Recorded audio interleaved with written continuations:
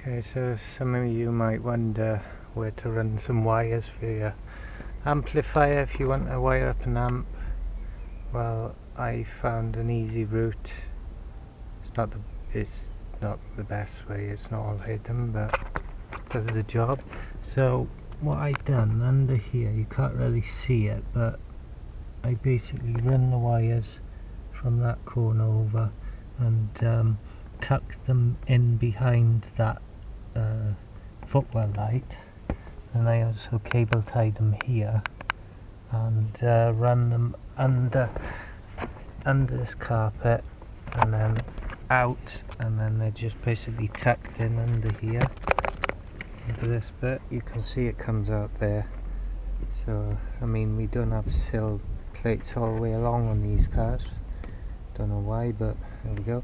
But one thing you gotta make sure is down here, make sure you put a dip in the wire to allow for the seat to go back. I mean, it is fully back now, it's nowhere near, but just put a dip in there so that it doesn't move. And then of course it's going under here. I'm going to put it up under here, going under the seat, and then it goes right in that little corner metal piece there, which then goes behind the carpet and then into the area where the rem is, which is where I'm going to put my amplifier.